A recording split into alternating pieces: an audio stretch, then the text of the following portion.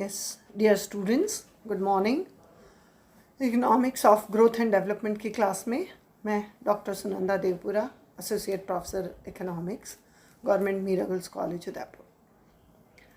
आज के लेक्चर में हम हेरोडोमर मॉडल का पार्ट 3 स्टडी करने वाले हैं। Harrod Domar model part 3। इससे पहले के लेक्चर्स में हमने हेरोडोमर मॉडल के पार्ट 1 और पार्ट 2 स्टडी किए थे। एक में हमने डोमर मॉडल पढ़ा था, दूसरे में हेरोड मॉडल, और ये इसका पार्ट 3 है। इसमें हम इन दोनों मॉडल्स का तुलनात्मक अध्ययन करने वाले हैं और बाद में इन हेरोडोमर मॉडल की अल्प विकसित देशों के लिए क्या व्यवहार्यता है इसके बारे में अध्ययन करेंगे। इन दोनों के तुलनात्मक अध्ययन की तरफ हम आगे बढ़ते हैं। हेरोडोमर मॉडल, दोनों का comparative study of two models और दोनों मॉडल्स का तुलनात्मक अध्ययन। यदि दोनों मॉडलों का तुलनात्मक अध्ययन किया जाए तो दोनों मॉडलों में कुछ समानताएं भी हैं और कुछ असमानताएं भी हैं। पहले हम इन दोनों मॉडल्स की समानता की बात करते हैं। तो इनकी जो समानताएं हैं उसमें पहला है, बचत एवं निवेश को अधिक महत्व दिया गया है। दोनों ही मॉडल्स में बचत और निवेश को बहुत महत्व दिया गया है। दोनों मॉडल्स के अनुसार अर्थव्यवस्था का संतुलन बचत एवं निवेश की समानता पर निर्भर करता है। डोमर मॉडल, हेरोड मॉडल, ये बचत और निवेश की समानता के ऊपर निर्भर करता है। कैसे? जैसे कि फर्स्ट स्टेप पे डोमर मॉडल क्या है, that is delta I upon I is equal to alpha sigma. निवेश में जितने वृद्धि की जाती है वो है अल्फा और सिग्मा के बराबर। ये इसका बेसिक इक्वेशन है। इसको हम पहले डिटेल में स्टडी कर चुके हैं। Alpha is equal to delta S upon delta Y and sigma is equal to delta Y upon I. अब इसमें इक्वेशन, ऊपर वाली इक्वेशन में दोनों वैल्यूज़ डालने पर हम देखेंगे कि delta I upon I is equal to alpha के स्थान पे हम लिख रहे हैं, अल्फा के स्थान पे लिख रहे हैं हम delta S upon delta Y, और सिग्मा के स्थान पे लिख रहे हैं हम डेल्टा वाई इंटू वाई। तो जब इस इक्वेशन को सॉल्व करेंगे तो हमारे पास बचता है delta I is equal to delta S, यानी जितना निवेश बढ़ाया जाता है उतना ही बढ़ी हुई सेविंग्स के बराबर है। दूसरी तरफ हेरोड मॉडल में जो इसकी बेसिक इक्वेशन है, G C is equal to small s. अब ये इक्वेशन हम डिटेल में पहले पढ़ चुके हैं। यहाँ पर G is equal to delta Y upon Y, C is equal to I upon delta Y and small s is equal to S upon Y. जब हम इक्वेशन, ऊपर वाली इक्वेशन में इनकी वैल्यूज़ डालते हैं तब हम देखेंगे कि delta Y upon Y this is equal to G into C की जगह आई अपॉन डेल्टा वाई डाला है हमने, and this is equal to S upon Y, तो S upon Y small S की जगह एस अपॉन वाई डाला। तो ये इक्वेशन वापस इसके बराबर बनी है।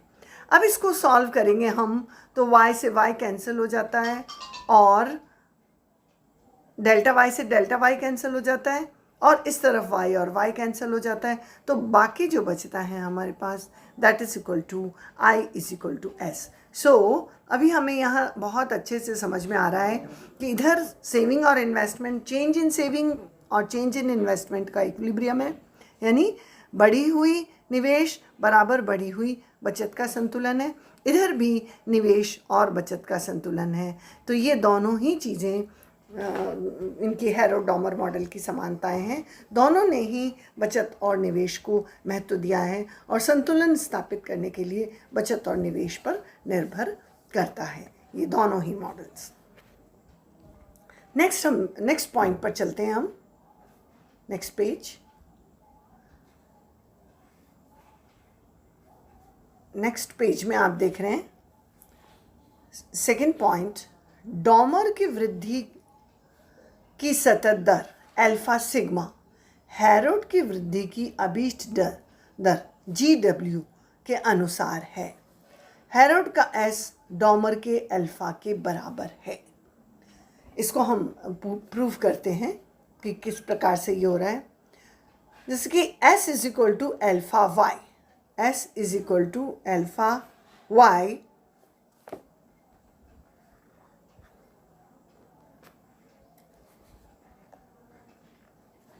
तो alpha is equal to S is equal to alpha Y, और यहाँ पर sigma is equal to delta Y upon I, and delta Y is equal to I sigma. तो अर्थव्यवस्था में आय का संतुलन बनाए रखने के लिए बचत एवं निवेश को बराबर होना आवश्यक है। तो delta Y is equal to I alpha sigma, I alpha sigma, because y is equal to I sigma, because delta Y is equal to I sigma. तो ये इक्वेशन इस प्रकार से बनती है। तो अगर हम यहाँ पर डेल्टा वाई अपॉन वाई लें, then delta Y upon Y is equal to alpha sigma, and this is equal to growth rate. ये इक्वेशन आपकी यहाँ पर बनती है, राइट। तो आप इससे बहुत अच्छी प्रकार से समझ सकते हैं कि अर्थव्यवस्था में आय का संतुलन बनाए रखने के लिए बचत एवं निवेश दोनों का बराबर होना आवश्यक है। इसी लेक्चर को हम आगे बढ़ाते हैं नेक्स्ट पेज पर। दोनों ही मॉडल्स में क्या असमानताएं हैं? दोनों ही मॉडल्स में कुछ असमानताएं भी हैं। फर्स्ट पॉइंट है, डॉमर निवेश को वृद्धि प्रक्रिया में मुख्य कार्य सौंपता है तथा इसकी दोहरी प्रकृति पर बल देता है, परंतु हेरोड आय स्तर को वृद्धि प्रक्रिया में सबसे अधिक महत्वपूर्ण समझता है। डॉमर निवेश की मांग और पूर्ति के बीच संबंध स्थापित करता है, और दूसरी ओर हेरोड बचत की मांग और पूर्ति को बराबर करता है। सेकेंड पॉइंट है, डॉमर का मॉडल एक वृद्धि दर पर आधारित है। डॉमर का मॉडल एक वृद्धि दर पर आधारित है, that is delta Y upon Y.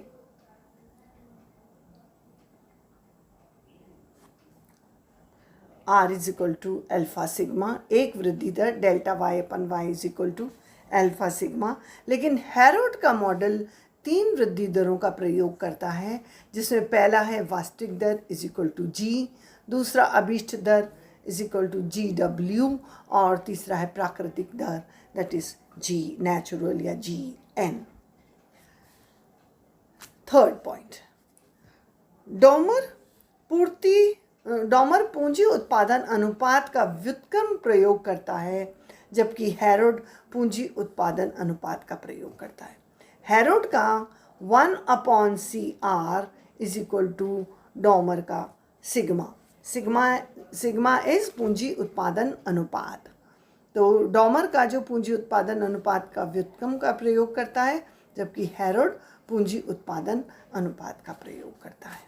Next fourth point है, डॉमर गुणक का प्रयोग करता है, और जबकि हेरोड त्वरक का प्रयोग करता है। तो इस प्रकार से ये कुछ असमानताएं हैं जो हेरोड और डॉमर की मॉडल के मध्य है, असमानताएं। इसके नेक्स्ट पार्ट पर हम चलते हैं।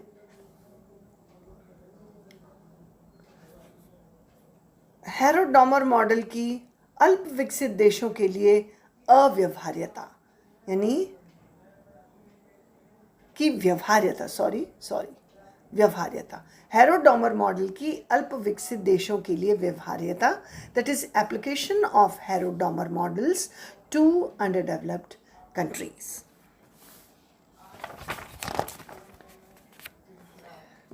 ऊपर वाली चर्चा से स्पष्ट है कि अल्प विकसित देशों में हेरोड डॉमर मॉडल की व्यवहार्यता नहीं के बराबर है। अल्प विकसित देशों के संदर्भ में हेरोडोमर मॉडल की व्यवहार्यता नहीं के बराबर है, क्योंकि वह अवास्तविक मान्यताओं पर आधारित है। इसलिए प्रोफेसर हर्शमैन का सुझाव है कि अल्प विकसित देशों की भांति विकास के अर्थशास्त्र को भी अपने ही पैरों पर चलना सीखना पड़ेगा, अर्थात यह अपने ही मनोयोगों को स्वयं क्रियान्वित करें। परंतु प्रोफेसर कोरिहारा का मत है कि अल्प विकसित देशों के लिए इन मॉडलों का यह स्पष्ट संदेश है कि यदि इन अर्थव्यवस्थाओं को शीघ्रता से औद्योगिकरण करना है तो राज्य को केवल स्थिरीकरण का ही नहीं बल्कि विकास संबंधी कार्य को भी करने देना चाहिए। वह आगे राय देते हैं कि महत्वपूर्ण चरों के रूप में बचत आय अनुपात तथा पूंजी उत्पादन अनुपात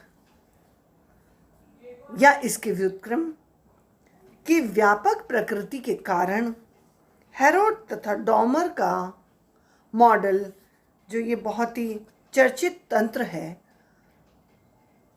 उचित परिवर्तनों के साथ